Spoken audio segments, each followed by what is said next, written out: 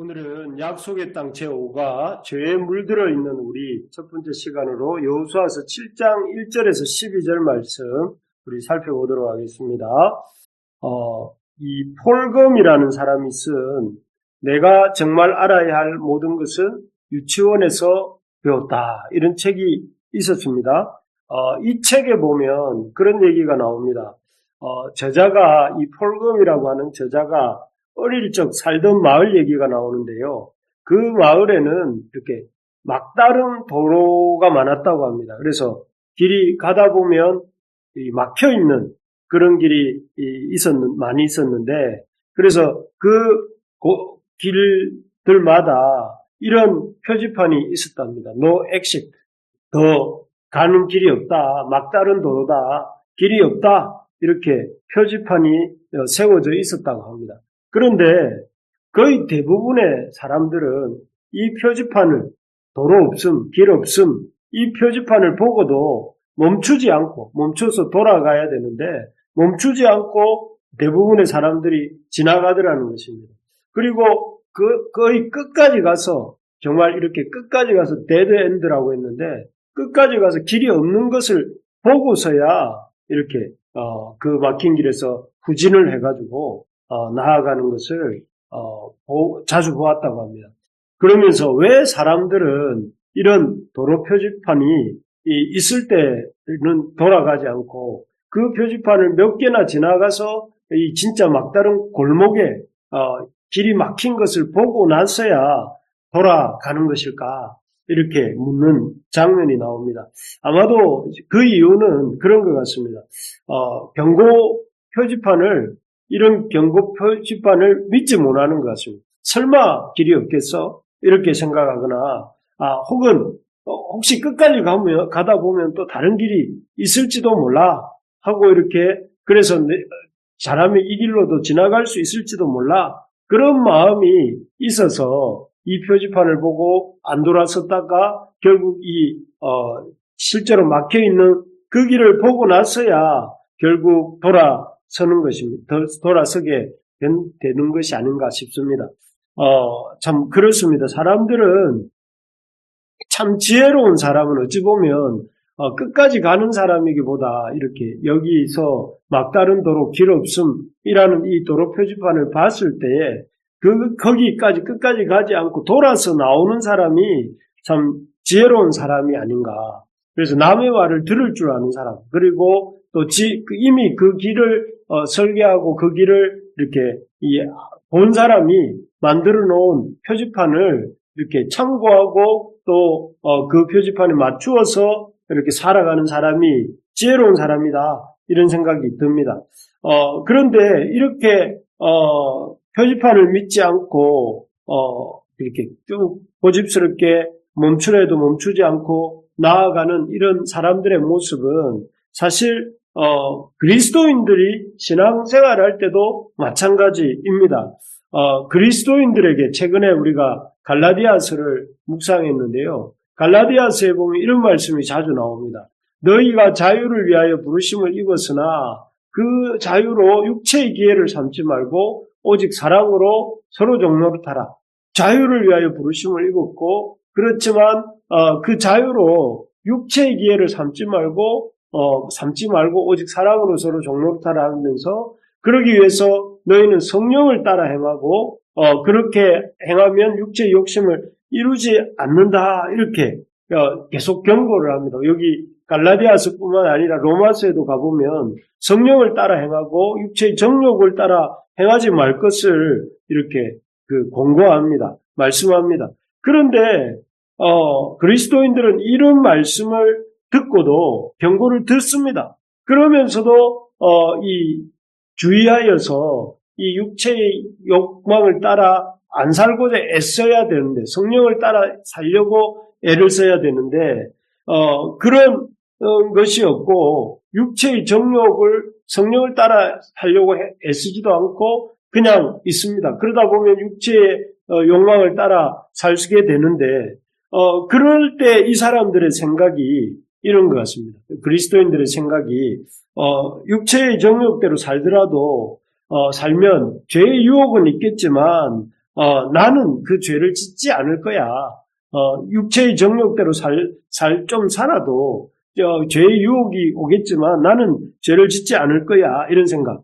또, 혹시 또 죄를 짓게 되더라도, 그때 가서 회개하면 되고, 그리고, 그 결과는 죄로 인한 심판은 당하지 않을 거야. 이렇게 생각을 하는 것이죠.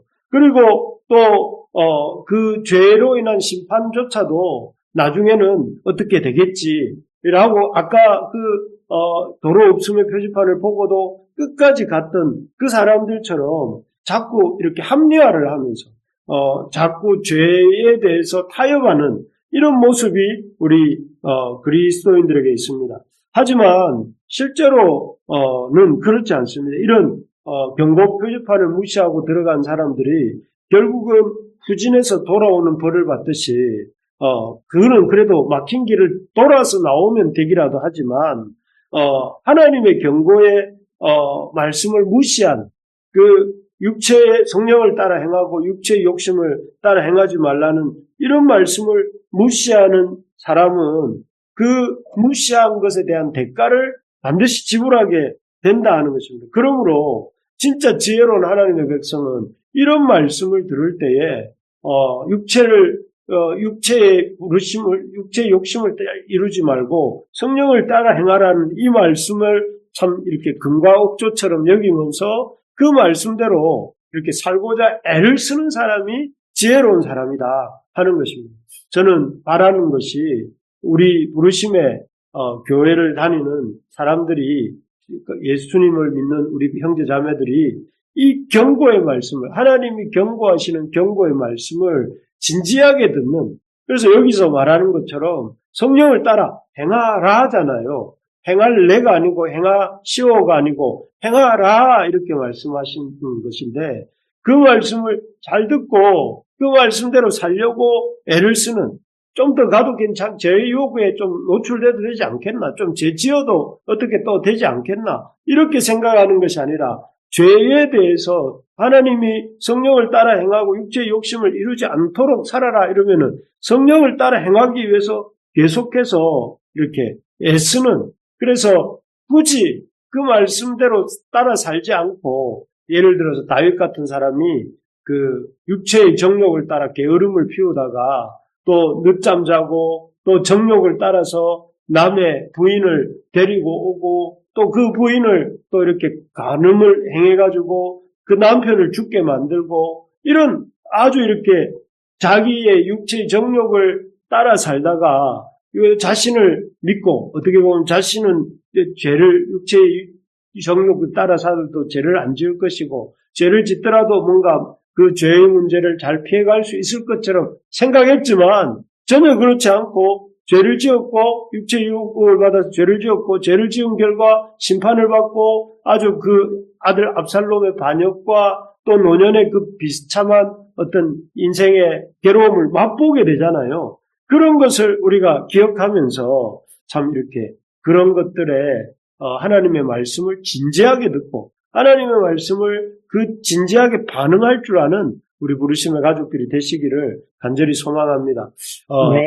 그래서 오늘 본문도 이런 이야기입니다. 죄에 대해서 가볍게 생각을 하다가 큰 어려움을 당하는 이스라엘의 모습인데요. 오늘 본문은 지난 한 3주가 지났기 때문에 복습을 해보면 이스라엘 백성이 하나님의 인도하심을 받아서 요단강을 걸어서 건넜습니다.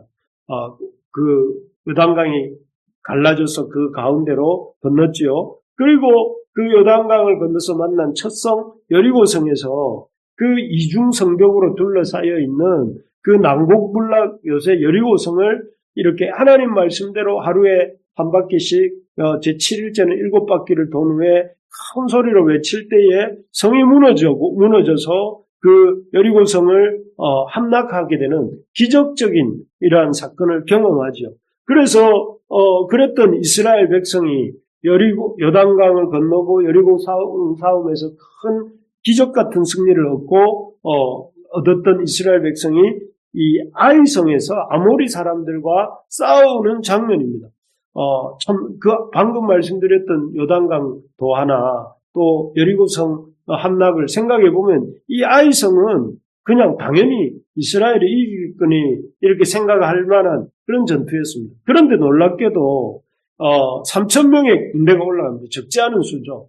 3,000명의 이스라엘 군대가 올라가는데 그 3,000명의 아이성에 올라간 군대가 패배를 합니다. 아주 이렇게 패배를 하고 그야말로 뜻밖의 패배를 당하게 되고, 그리고 무려 군사도 36명이나 이렇게 목숨을 잃게 되는 그런 비극적 사건이 일어나는 것입니다. 어떻게 정말 이런 일이, 적어도 이 여리고성 함락 직후에 이런 사건이 일어날 수가 있었던 것일까요? 이 사건에 잘 아시는 것처럼 1차적이고 가장 직접적 원인은 한 사람의 범죄로 인한 것입니다. 아간이라는 사람이 범죄로 인한 것이었죠. 그래서 그 아간으로 인한 전 공동체적인 아픔을 겪은 것이지만 좀 더 이렇게 넓게 보면 이스라엘 전체의 죄이기도 합니다.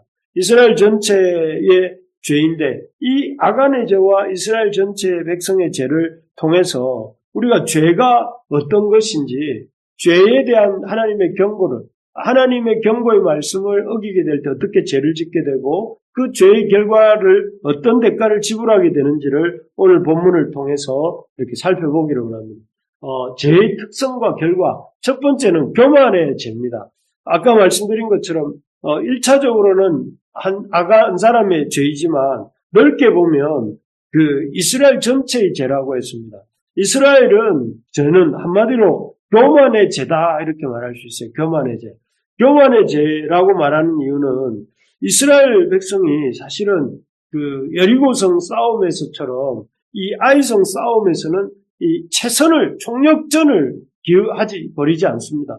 온 힘을 다해서 이렇게 이 전투에 임하고 또 이 전투를 이렇게 이 전투를 진행하지 않습니다. 그 증거가 무엇인가 하면 여기에 보면 이스라엘 백성들이 여호와께 묻지 않습니다. 아이성 전투를 하려고 할 때에 그냥 그들 여호수아와 백성들 사이에 언어만 있습니다. 그래서 여호수아가 정탐을 보내고 또 돌아온 정탐이 여호수아에게 보고를 하고 그리고 여호수아의 승인하에 2,000~3,000명만 보내달라는 그 백성들의 말을 듣고 여호수아가 한 3,000명쯤 그렇게 보내는 장면입니다.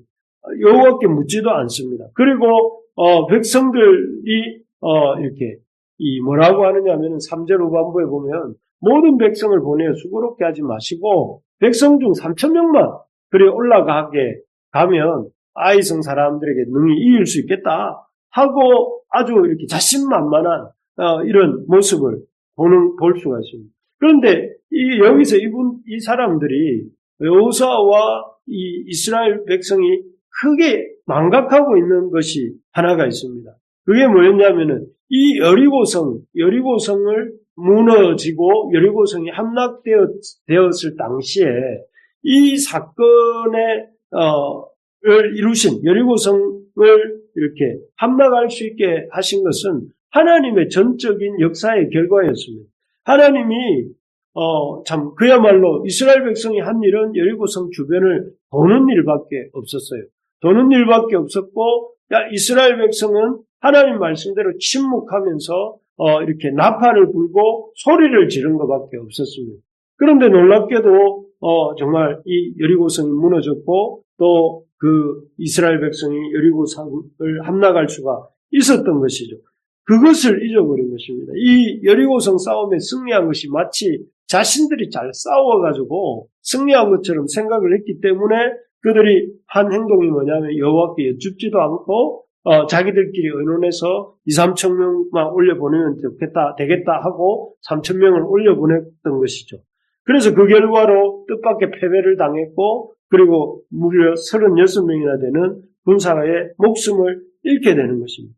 그렇습니다. 여기서 바로 이스라엘 백성의 교만의 죄, 이스라엘 백성이 잘해서 여리고성 싸움에서 승리한 것이 아니라 이스라엘 백성의 힘으로 승리한 것이 아니라 하나님의 말씀에 순종해서 하나님의 능력에 의지해서 승리했던 것인데 그것을 그단세 잊어버리고 이제 벌써 이렇게 이 아이성 싸움에서는 이 교만하면서 하나님도 의지하지 않고 하나님도 묻지도 아니하고 이렇게 행했던 것이 실패의 원인이었던 것이죠. 그렇습니다. 여기서 말하는 것은 이 교만의 죄는 뭐냐면 하나님을 의지하지 않는 죄가 교만의 죄입니다.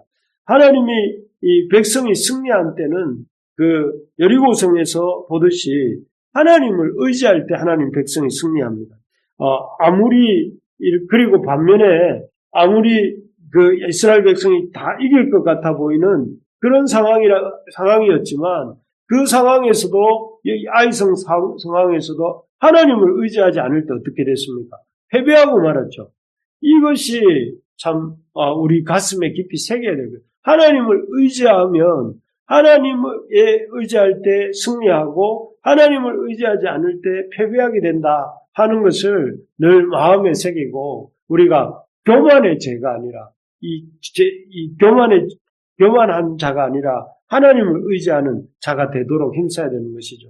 그래서 저도 요즘 어떻게 하면 교회 이전의 문제를 통해서 내가 하나님을 의지할 것인가, 하나님께 의지하고 또 하나님의 뜻을 이렇게 잘 따라갈 수 있는 것인가, 이런 생각을 하고 있습니다. 그래서 하나님이 기뻐하시는 또 하나님의 도우심을 구하는 그런 이 모든 과정들이 되게 해달라고 애써서 기도하고 있는 중에 있습니다. 여러분들도 참 이렇게 하나님 앞에 참 어떻게 하면 하나님을 의지하고 하나님을 이렇게 하나님의 도우심을 구하면서 살아갈 것인지를 고민하는, 그런 겸손한 하나님의 백성이 될지를 고민하는 우리 모두가 되기를 바랍니다. 예. 그리고 이런 교만의 죄 외에 또 이스라엘의 이런 교만의 죄보다 더 심각한 죄가 있다고 했는데 아까 뭐라고 했습니까? 예. 아간의 죄입니다. 아간의 죄. 이 아간의 죄는 1절에 잘 나옵니다. 이 아간이 어떻게 됐냐면은 이스라엘 자손들이 온전히 바친 물건으로 말미암아 범죄하였으니 이는 유다 지파 세라의 중손 삽디의 손자 갈미의 아들 아간이 온전히 바친 물건을 가졌다. 이렇게 되어 있습니다. 원래 이 하나님께서 여리고성 싸움을 이스라엘 백성이 임할 때 이렇게 명령하셨습니다. 18절에 보니까 6장 18절에 온전히 바치고 그 바친 것 중에 어떤 것이든지 취하여 이스라엘 진영으로 바치는 것이 되게 하여 고통을 당하게 되지 아니하도록 오직 너희는 그 바친 물건에 손대지 말라. 은금과 동철 기구들은 다 여호와께 구별될 것이니 그것을 여호와의 곳간에 드릴지니라, 이렇게 말씀하셨잖아요. 그런데 이 아간이 어떻게 하냐면 금덩어리 하나, 은덩어리 하나, 시날산 외투 한 벌을 이렇게 감춥니다. 하나님이 여기 분명히 은금과 동철 기구들을 다 여호와께 구별된 것이라 하면서 여호와의 곳간에 드리라고 했는데 너무나 명백하게 마치 도로 표지판에 길 없음 이렇게처럼 하나님이 이렇게 명령을 주셨는데도 불구하고 하나님께 이렇게 모든 그 여리고의 전리품을 하나님께 드리는 이유는 하나님이 이 전투에서 승리케 하셨습니다 하는 그 하나님께 영광을 돌리는 하나의 표현이 이런 전리품을 주님 앞에 올려드리는 것인데, 거기에 참 이렇게 말씀에 순종하지 않고 아간은 그 자기의 몫을 챙기는 것이죠. 자기의 몫을 챙겨서 자기 그 장막 밑에 감추어 둡니다. 그리고 그 아간의 이러한 어떤 불순종, 하나님 말씀에 대한 불신앙과 불순종이 결국은 이스라엘 백성이 아이성 싸움에서 큰 패배를 예상밖의 패배를 하게 된 것이죠. 여기서 우리는 두 가지를 깨달을 수 있는 것 같습니다. 첫째는 하나님 철저한 순종을 원하신다 하는 것이죠. 한번 거꾸로 한번 생각해 보면 이 아간을 제외한 나머지 이스라엘 백성 다 순종한 거 아니겠습니까? 하나님의 그 여리고성에서 얻은 전리품에 손을 대지 말라 한 그 말씀에 아간을 제외한 나머지 이스라엘 백성은 다 순종한 것입니다. 아간만 범죄한 것입니다. 그런데 참 그 아간의 범죄를 보시고 그 나머지 이스라엘 백성이 온전한 99%가 순종했음에도 불구하고 이스라엘을 패배케 하시는 것을 통해서 하나님이 원하시는 순종은 이렇게 100%의 순종, 99%의 순종이 아니라 100%의 순종을 원하신다는 거죠. 예수님 표현으로 치면 마음과 목숨과 뜻과 힘을 다해서 여호와의 하나님을 사랑하라는 것이죠. 그래서 참 하나님이 그런 순종을 원하신다. 이 여지가 있는 조금 타협하면서 순종하는 그런 순종이 아니라 온전한 순종을 원하십니다. 예를 들면 이런 것이죠. 여러분 요한복음 2장에 보면 가나의 혼인잔치 예수님과 제자들이 갔는데 포도주가 떨어졌습니다. 그런데 예수님께서 이 하인들에게, 그 집 하인들에게 그 결례를 행하는, 정결하게 하는 그 결례를 행하는 물 항아리가 있었는데 그 물 항아리에 물을 가득 채우라고 한 후에 그리고 연회장에 갖다 주라고 합니다. 그럴 때 참 이해하기 어려운 그 말씀이지만 이 하인들이 순종을 합니다. 끝까지 순종을 하죠. 그리고 바쁜 중에 있을 그 하인들이 이 물을 항아리에 채우고 그 항아리에 그 물을 채운 뒤에 그 물 항아리를 연회장에 갖다 주게 되죠. 그 갖다 주었을 때 그때 뭘 깨닫게 되냐면은 질 좋은 포도주로 변화되어 있는 물을 보게 됩니다. 여기서도 보면 온전한 순종을 통해서 이 가나 혼인잔치, 물이 포도주로 변화되는 기적이 일어난 것을 볼 수가 있습니다. 그래서 하나님은 끝까지 온전하게 순종하기를 원하신다는 것입니다. 하나님은 참 우리의 참 모습 속에서 다른 것보다 이 전쟁에 이기고 지는 것보다 또 우리가 얼마나 많은 그 역사를 하는가 이런 것보다 중요하게 생각하시는 것이 온전한 순종을 하는가 이런 것입니다. 그래서 여러분 이 끝까지 순종하는 온전히 순종하는 우리가 되기를 원합니다. 그래서 참 우리에게 있는 여러 가지 문제들이 있을 때에 그 문제들을 인해서 하나님 앞에 이렇게 온전하게 순종하고자 애쓰는 우리가 되어야 되겠습니다. 자, 그리고 이 아간의 범죄를 통해서 이스라엘이 패배케 된 사건을 통해서 하나님 철저한 순종을 원하신다고 한다면 두 번째로는 한 사람의 죄를 전체의 죄로 취급하신다 하는 것이죠. 이것은 잘 아시겠습니다만은 이 아간 한 사람이 범죄했는데 그 아간의 범죄에 대해서 하나님은 온 이스라엘의 책임을 물으세요. 그래서 이렇게 11절에 보면 이 분명히 아간이 훔쳐갔잖아요. 그러면 3인칭 단수로 표현을 해야 되잖아요. 그 훔쳐간 사람에 대해서 표현할 때. 근데 여기 보면 이스라엘이 범죄하여 내가 그들에게 명령한 나의 언약을 어겼으며 또한 그들이 온전히 바친 물건을 가져가. 그들이 3인칭 복수로 이렇게 이 아간의 범죄를 일컫고 있어요. 일컬으세요. 그 이유가 뭐냐면은 아간의 범죄지만 그 아간이 범죄하는 그 현장에 여러 사람들이 있었을 테고 또 그 사람들이 그 누구도 아간의 범죄를 제지하거나 만류하지 않았던 것들을 암시하고 있는지도 모르겠습니다. 그래서 어쨌든 그러한 이 아간의 범죄를 방치하고 또 아간의 범죄에 대해서 침묵한 것에 대해서도 공동체적 책임도 물으시는 것이죠. 그래서 여기서 우리가 참 그 하나님의 아간의 범죄를 전체 이스라엘의 범죄인 것처럼 말하는 것을 통해서 참 우리 공동체에 한 사람 한 사람이 공동체와 연결되어 있고 공동체 역시 한 사람 한 사람을 다 관심을 가져야 된다 하는 것을 볼 수가 있습니다. 그래서 여러분 이 아간의 범죄를 하나님께서 전체의 죄로 취급하시는 걸 통해서 우리에게 주시는 것은 이런 생각을 하지 말라는 거죠. 나 한 사람쯤이야. 그래서 내 한 사람이 이렇게 죄 짓는다고 해서 큰 문제 있겠어? 라고 아간이 생각했겠죠. 그런데 문제가 있는 것이죠. 그 아간의 한 사람의 문제로 인해서 공동체의 책임을 이렇게 물으시는 것이기 때문에 그렇기 때문에 이 크리스찬은 태생적으로 혼자서 존재하는 존재가 아니라 이렇게 공동체적인 태생으로서 공동체적인 개인입니다. 크리스찬은 공동체에 속해 있는 개인입니다. 그래서 한 사람 한 사람이 공동체와 연결되어 있고 동시에 공동체 역시 한 사람 한 사람으로 이루어져 있다는 것을 이렇게 우리가 기억해야 됩니다. 그래서 여러분 우리 스스로가 하나님 앞에 바르게 서는 것이 우리 교회 공동체를 건강하게 세워가는 길이라는 것을 기억하고 그런 대표로서의 책임감을 가지고 여러분들이 하나님 앞에 살고자 애써야 되는 것입니다. 그리고 동시에 공동체도 한 사람 한 사람을 귀하게 여기고 이렇게 돌아보아야 됩니다. 그래서 이 유명한 그 삼총사 소설에 보면 나오는 문구죠. All for one, one for all. 이 모든 사람, 이 one for all.